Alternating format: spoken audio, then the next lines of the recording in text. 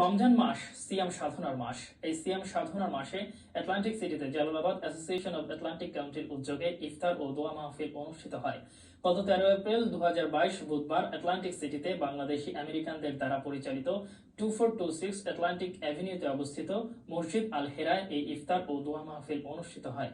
ইফতার মাহফিলে মুসলিম উম্মার সুখ, শান্তি ও সমৃদ্ধি কামনা করে দোয়া ও মোনাজাত করেন মসজিদ আল হেরার মুহাদ্দিস আজিমউদ্দিন।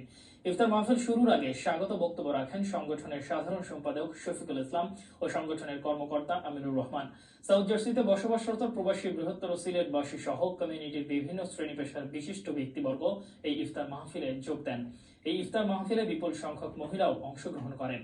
নৈশভোজের মাধ্যমে ইফতার মাহফিলের সমাপ্তি ঘটে।